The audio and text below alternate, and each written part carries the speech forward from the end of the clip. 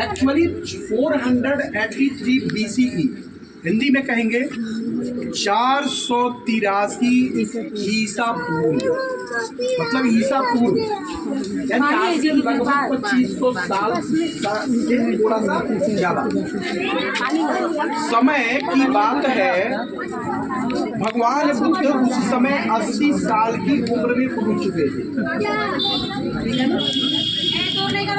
29 साल की उम्र में उन्होंने घर छोड़ा था कि मानव जाति से घृणा, वैमनस्य और युद्ध समाप्त करने का मार्ग क्या होगा, और सभी लोग जो दुखी हैं इनके दुख को खत्म करने का मार्ग क्या होगा। उन्होंने राजपाट त्याग दिया और 6 साल तपस्या किए थे।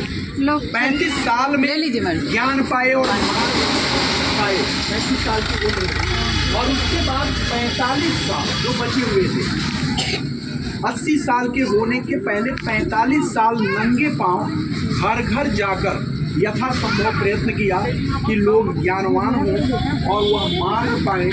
मार्ग जीवन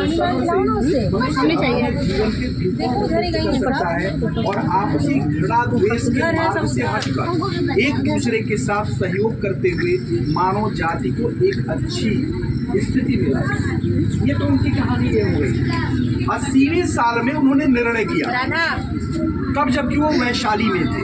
वैशाली एक जगह है यहाँ से 210 किलोमीटर दूर है, पटना के पास। पटना का नाम सुना है? तो पटना बिहार की राजधानी है ना।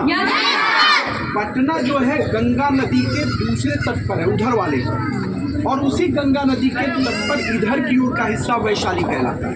तो वैशाली में थे और उन्होंने एक दिन निर्णय किया कि आज के 3 महीने बाद, वैशाली में निर्णय किया कि आज के 3 महीने बाद कुशीनगर में जो साल वन है, मल्ल राजाओं का साल वन, साल एक किस्म का वृक्ष है, साखू या सतुआ कहते हैं, और मैं वहाँ उस कैंपस में दिखाऊंगा, दूसरे कैंपस में। तो उस साल वन में मैं परिनिर्वाण ग्रहण करूँगा। परिनिर्वाण मृत्यु को ही कहते हैं, लेकिन मृत्यु दो तरह की होती है।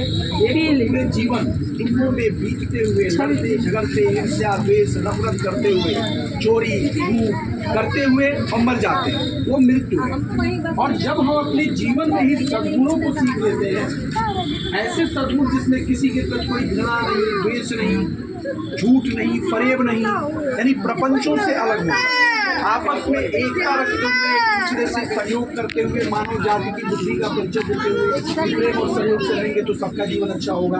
तो ऐसा ज्ञान मार्ग अपनाते हुए जब हम मृत्यु के उम्र में जाते हैं और अपने नश्वर शरीर का परित्याग करते हैं, तो ये मोक्ष कहलाता है। मोक्ष का नाम सुना है ना? यही चीज परिनिर्वाण भी कहलाती है और यही चीज कैवल्य भी कहलाती है। तो परिनिर्वाण जो उनका था वह यहाँ आए तो चुन के था, अपना चुना उन्होंने नश्वर शरीर का परित्याग किया।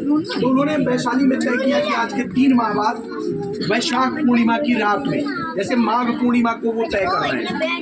हिंदी महीना जानते हो ना, चैत्र से फागुन तक, तो ये 11वां महीना माघ है, अभी चल रहा है, ये बीता है थोड़ा दिन पीछे, वही चल भी रहा है, लगभग वही चल रहा है।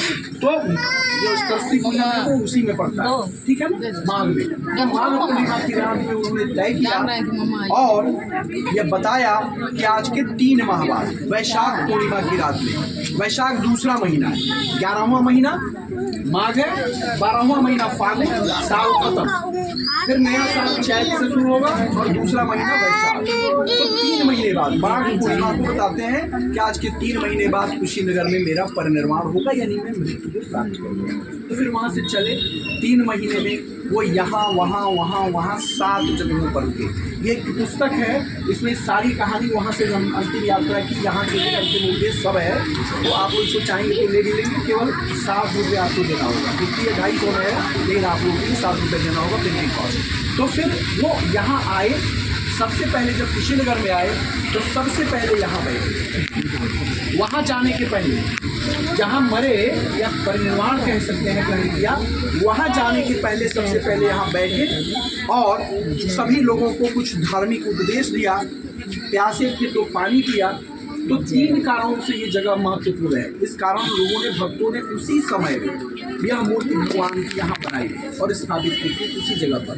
ये मूर्ति सनातन धर्म की एकता का प्रतीक है, जैसे हिंदू बौद्ध जैन से ये अलग नहीं है, इसका प्रतीक है। देखिए आप इस मूर्ति के टॉप में, इस मूर्ति का आकार शिवलिंग के आकार का है। ब्रह्मांड जो है ये शिवलिंग के आकार का माना जाता है। और इसमें देखिए दोनों ओर दुर्गा जी का चित्र बना हुआ है ऊपर। उसके नीचे आएंगे तो इधर विष्णु जी का और लक्ष्मी माता का चित्र बना हुआ है।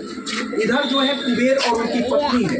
और इस प्रकार ये एक मूर्ति बनाई गई और यहाँ पर सारी दुनिया के लोग दर्शन कर रहे हैं। अब आ जाइए इधर, दर्शन करते हुए आ जाइए यहाँ। ये देखिए खंडहर दिख रहा है ना, ये केवल नीले हैं। बेटा आगे बढ़ जाइए, आगे बढ़ जाए तो आने की जगह दीजिए। तो ये नीले केवल हैं, इन नीलों पर दीवारें थी।